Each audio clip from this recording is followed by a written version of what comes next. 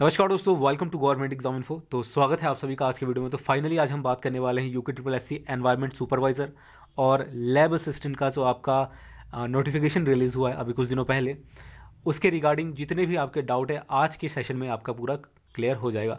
तो इन पोस्टों से रिलेटेड जितने भी डाउट हैं, चाहे वो आपका एग्ज़ाम पैटर्न हो, सिलेबस हो, या कुछ और ऐसे डाउट्स होते हैं कैंडिडेट्स को जो नए लोग हैं, जो पहली बार यूके ट्रिपल एस सी का एग्ज़ाम दे रहे हैं या उत्तराखंड में एग्ज़ाम दे रहे हैं या देने वाले हैं किसी उत्तराखंड जॉब से रिलेटेड, उत्तराखंड के जॉब से रिलेटेड, तो उनको यहाँ पर प्रॉब्लम होता है कि इसके लिए आवेदन कैसे करना है, एग्ज़ाम पैटर्न क्या होता है, और जो 2-3 इंपॉर्टेंट पॉइंट्स हैं वो सब क्या है, आज हम एक एक करके बात करेंगे।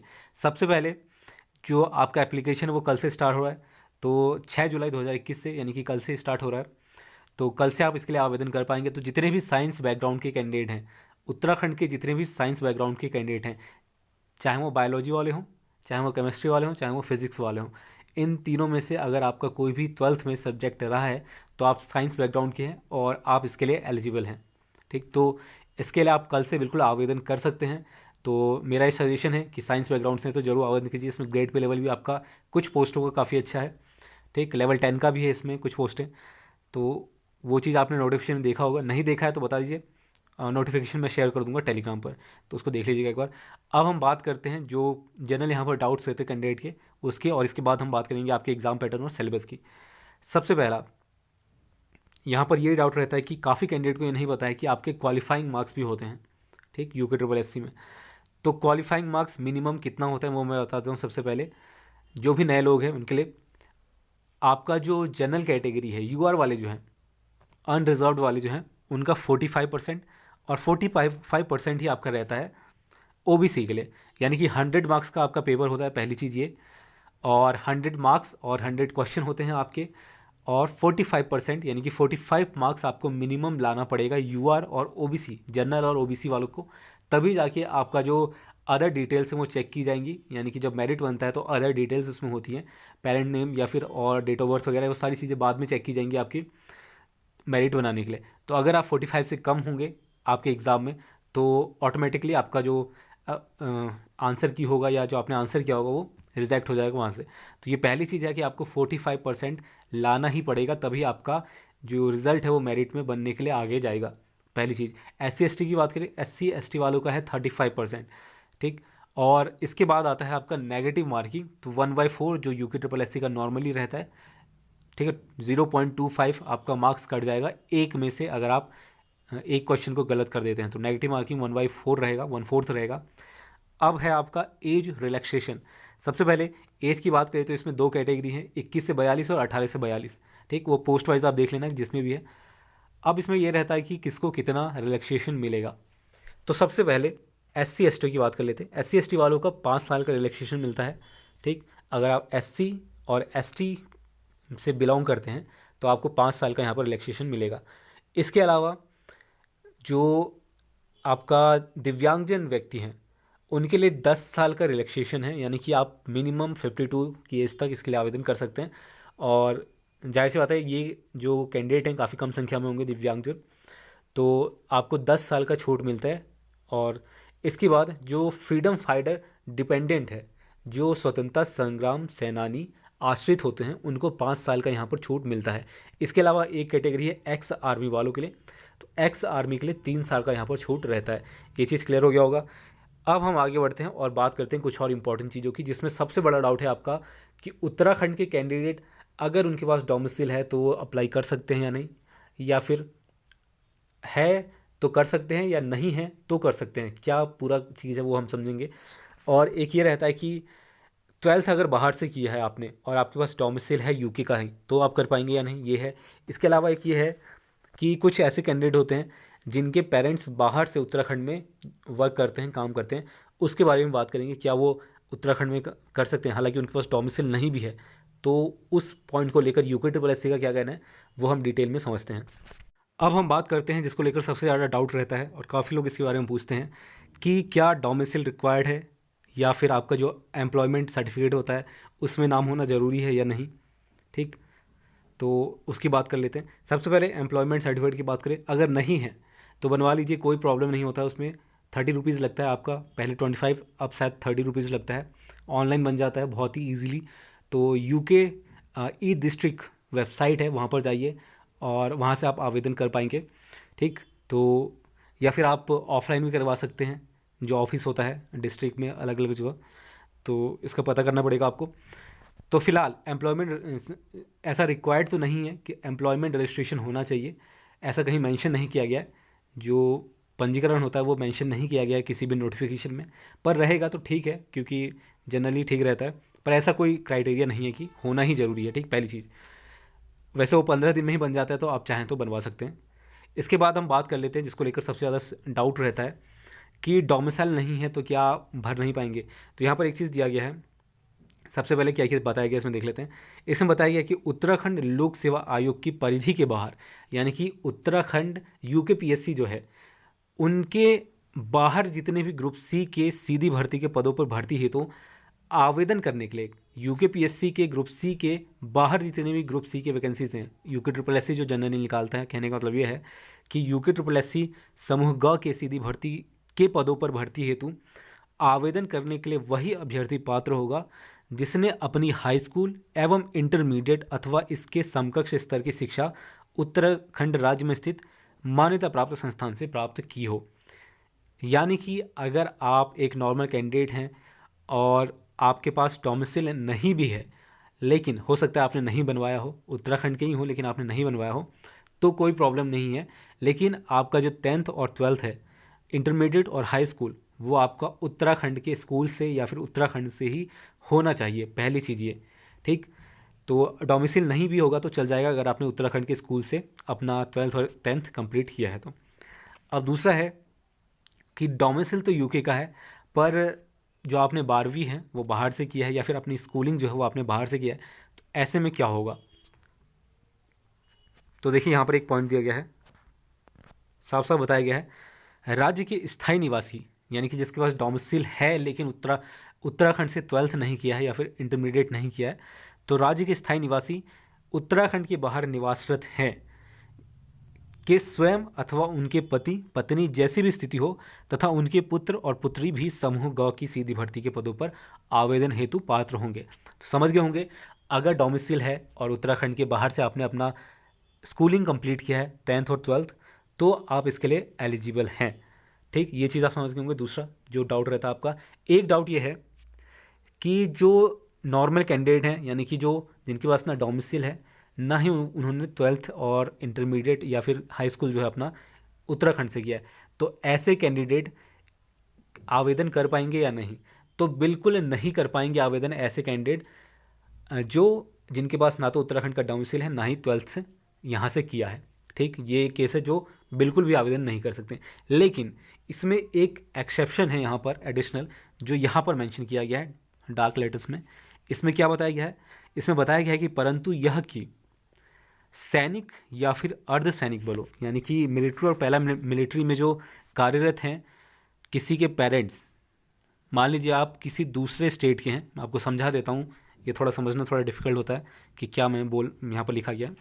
ठीक है, तो मान लीजिए आपके पेरेंट्स किसी सैनिक या फिर अर्धसैनिक बलों में दूसरे स्टेट के हैं लेकिन वो उत्तराखंड में उनकी जॉब लगी है मिलिट्री में।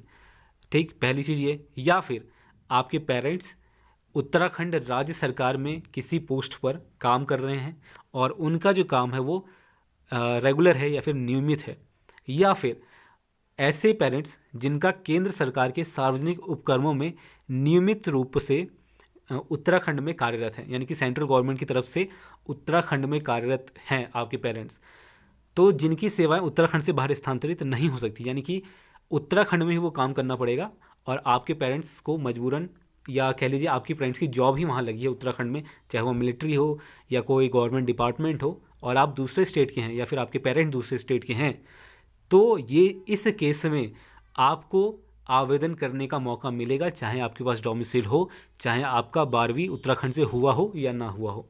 ठीक, तो डोमिसाइल नहीं भी होगा इस केस में तो चल जाएगा, उत्तराखंड 12th आपका नहीं होगा उत्तराखंड से तो भी चल जाएगा। ये है एक्सेप्शन सिर्फ ऐसे कैंडिडेट के लिए जिनके पेरेंट्स यहाँ पर काम करते हैं और उनके जॉब को ट्रांसफ़र किया जाना पॉसिबल नहीं है, उनको उत्तराखंड में रहकर ही काम करना पड़ता है, तो इस केस में है ये चीज़। अब आई होप आपको कोई डाउट इस चीज़ को लेकर नहीं होगा। ठीक, इसको थोड़ा समझना था बस। अब हम बात कर लेते हैं आपका सिलेबस क्या है। चलिए आप बात कर लेते हैं आपके जो सिलेबस है उसको लेकर। और एग्ज़ाम पैटर्न तो मैंने आपको बता ही दिया है, 100 क्वेश्चन 100 मार्क्स के, और आपका जो टाइमिंग होता है वो 2 घंटे का रहता है। 120 मिनट में 100 क्वेश्चन आपको करने पड़ते हैं जो कि 100 मार्क्स के होते हैं। 45% आपको क्वालिफाइंग होता है जनरल और ओबीसी के लिए, 35 होता है SC ST के लिए। ठीक, ये चीज़ तो आप समझ गए हैं, पहले मैंने बता दिया है। और 1/4 आपका नेगेटिव होता है। ये 2-3 चीज़ें। अब हम बात कर लेते हैं आपका सिलेबस क्या रहता है। देखिए वैसे तो इससे पहले जो वैकेंसी निकाली जाती थी वो जनरली UBTR निकालता था। 2016 या 15 से पहले जो वैकेंसी निकलती थी उसकी बात कर रहा हूँ मैं। और 2018 में आई थिंक एक वैकेंसी आई थी जो UKSS ने निकाला था। ठीक है, इसी पोस्ट के रिगार्डिंग। तो उसका पेपर भी आपको सॉल्व करवाऊँगा, तो आप कमेंट करके बताइए।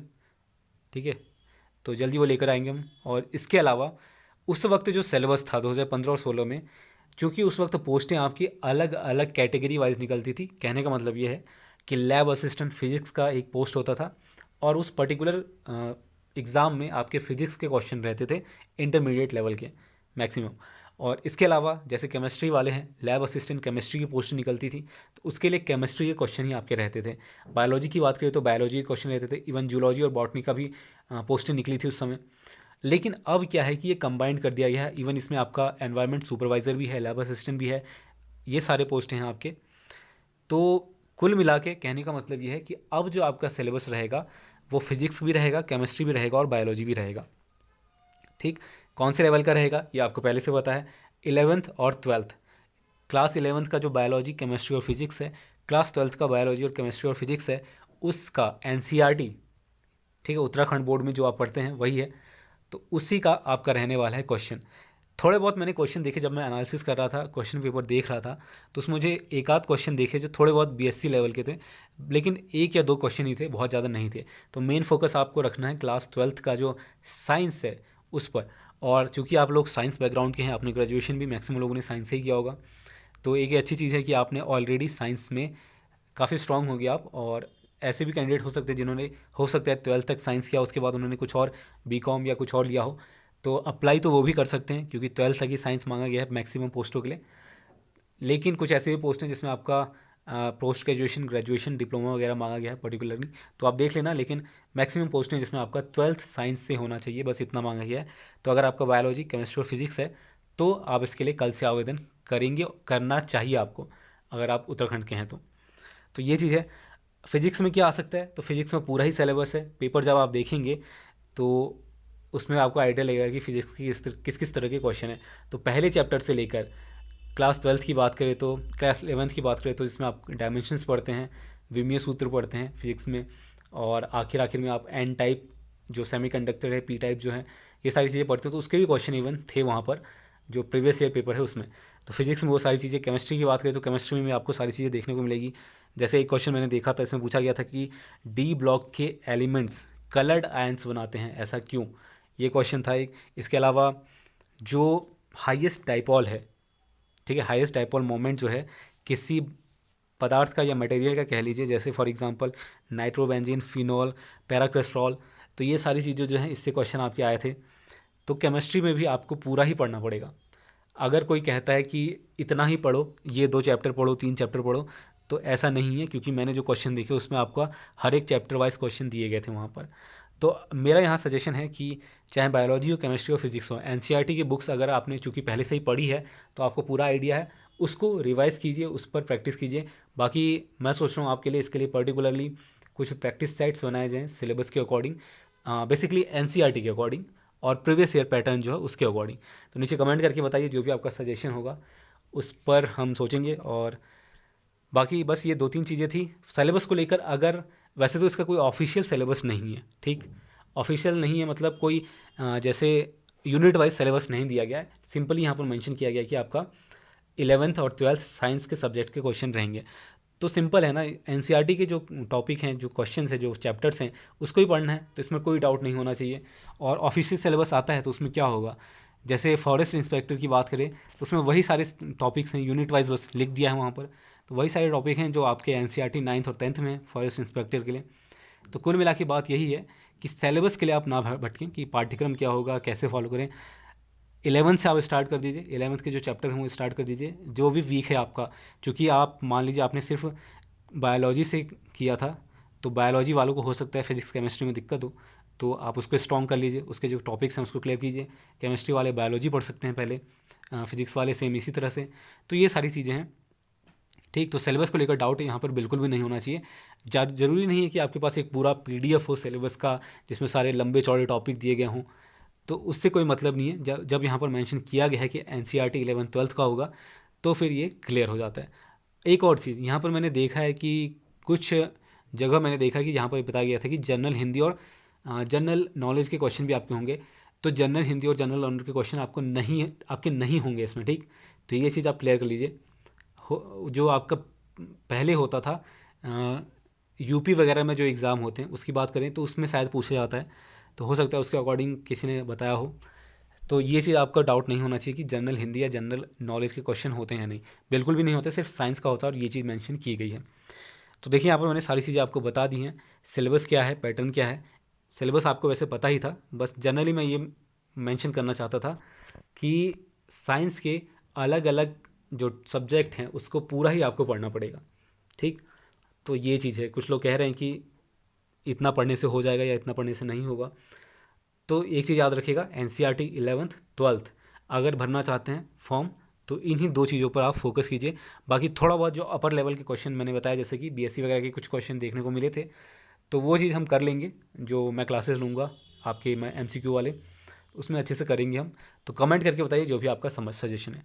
तो बस आज के लिए इतना ही। उम्मीद करता हूँ आपको वीडियो अच्छी लगी हो। तो वीडियो अच्छी लगी तो लाइक करें, शेयर करें और चैनल को सब्सक्राइब जरूर कर लें इसी तरह की वीडियोज़ के लिए। तब तक के लिए धन्यवाद।